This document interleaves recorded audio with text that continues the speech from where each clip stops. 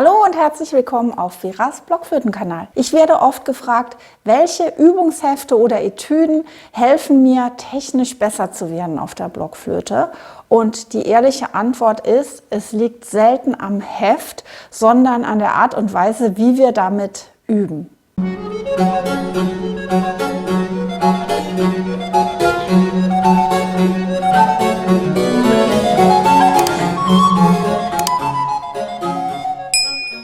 Unsere Technik entsteht im musikalischen Kontext und reine Fingerübungen ohne eine Klangvorstellung, die bringen euch wenig. Viele Spielerinnen und Spieler üben viel Blockflöte, aber etwas zu unspezifisch. Dabei wäre es auch bei Etüden, gerade bei Etüden und Übungsstücken, sehr wichtig, dass ihr auf die Dinge achtet, wie zum Beispiel Atem, Haltung, Klangvorstellung und Artikulation. Und mit Haltung meine ich nicht nur eure Gesamthaltung, sondern auch, wie ihr die Finger bewegt natürlich. Und ihr wisst ja, ich habe selbst bestimmte Lieblingsetüden. Ich habe auch ein oder zwei schon mal vorgestellt, unter anderem von Cees Bugge, The Complete Articulator, oder auch die Franz Brüggen 5 Übungsstücke. Aber ich will heute lieber für euch bestimmte Kategorien nennen, mit denen ihr üben könnt, damit ihr jetzt nicht denkt, aha, dieses Übungsstück muss ich mir kaufen, also ist das Richtige, um meine Technik zu verbessern. Ihr könnt die natürlich euch anschaffen, die sind super, aber ich will euch mal bestimmte Kategorien nennen. Die erste Kategorie wäre Tonleitern und Dreiklänge. Das klingt erstmal unspektakulär, vielleicht langweilig, aber daran könnt ihr alles Nötige üben und da könnt ihr euch ganz viele Übungshefte sparen. Ihr könnt Tonleitern und Dreiklänge zum Beispiel rhythmisch variieren.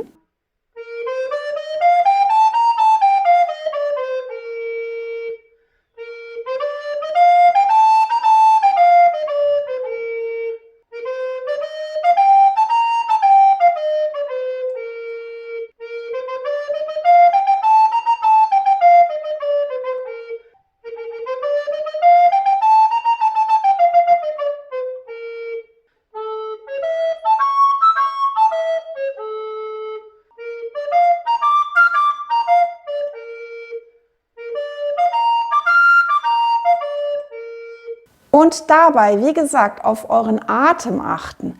Habt ihr wirklich tief eingeatmet und euer Zwerchfell dabei benutzt? Habt ihr wirklich den Atem fließen lassen mit dem Gefühl, dass ihr ganz entspannt richtig viel Luft ausatmen könnt? Da wäre es zum Beispiel gut, mal zum Beginn einer einfachen Tonleiter auf die Einatmung zu achten. Dann könnt ihr natürlich auch an einer einfachen Tonleiter eure Artikulation üben, also euren Zungenstoß. Mal härter,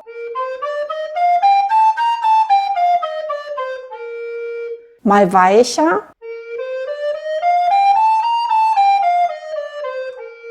abwechselnd,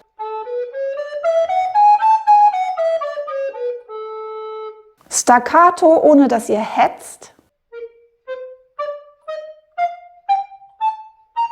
Und ein schönes Portato ohne Löcher dazwischen.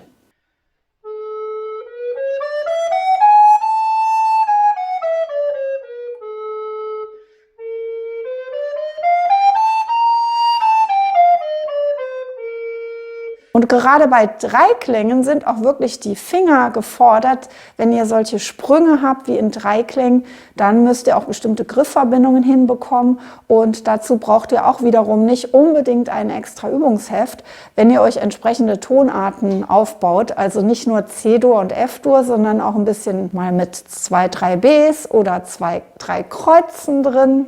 Und dann immer wichtig, egal was ihr übt, versucht es immer musikalisch zu spielen. Also nicht rein technisch runterzurattern, sondern mit Ausdruck. Vielleicht auch mal ein bisschen mit Dynamik ausprobieren. Also mit lauter und leiser, wobei das sich ja bei der Blockflöte in Grenzen halten muss wegen der Stimmung.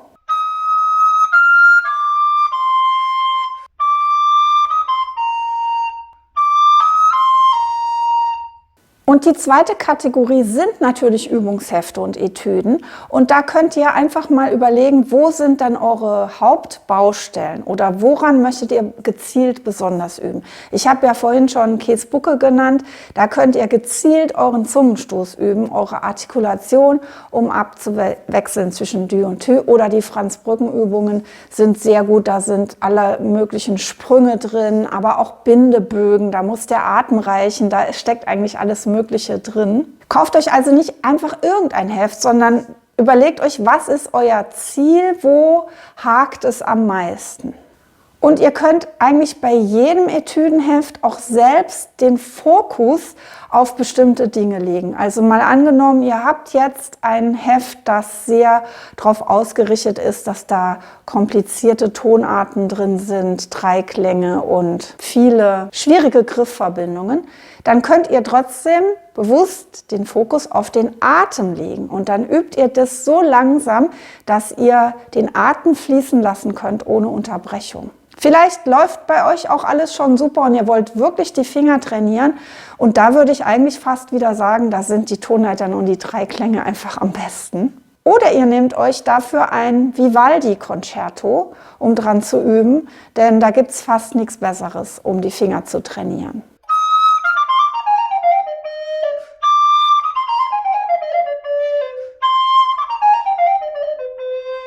Ja, und da habe ich jetzt eigentlich schon die dritte Kategorie verraten, die ich euch da nennen wollte, nämlich barocke Blockflötenstücke. Das sind die idealen Etüden eigentlich. Wie gesagt, Vivaldi, aber auch zum Beispiel Corelli-Sonaten, Telemann-Sonaten.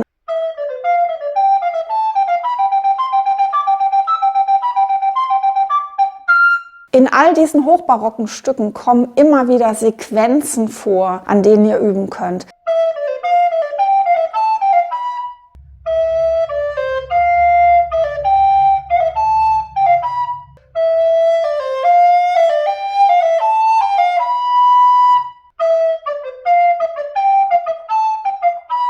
Oder bestimmte Läufe oder bestimmte Artikulationsmuster.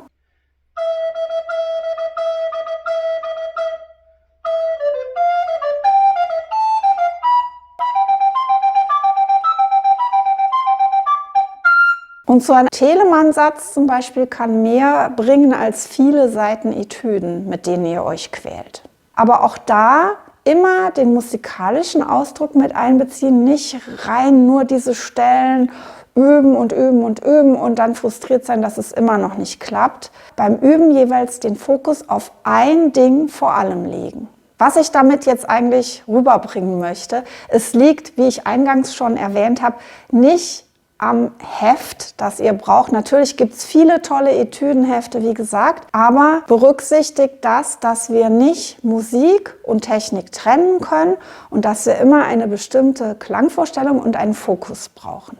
Genau diese Art des Übens zeige ich Schritt für Schritt in meinem Video-Online-Kurs Blockflöte Next Level, der also gar keine Sammlung von Stücken oder Etüden ist, sondern wo ich genau diese Denkweise, die ich euch heute vermitteln möchte, anwende, sodass ihr wirklich mit diesem Kurs eure Technik verbessern könnt. Und zwar mit den Stücken, die ihr euch aussucht. Also jetzt nochmal ganz allgemein, wenn ihr das Gefühl habt, musikalisch irgendwie festzustecken, dann liegt das selten an fehlendem musikalischen Talent, sondern einfach an der fehlenden Struktur und der Art und Weise des Übens. Schreibt mir doch mal gerne in die Kommentare, bei welchem technischen Thema es gerade bei euch hakt, wo ihr euch schwer tut. Und falls euch das Video gefällt, dann freue ich mich sehr über einen Daumen hoch. Wir sehen uns hoffentlich nächstes Mal wieder hier auf Veras Blockflöten-Kanal. Bis dahin, tschüss!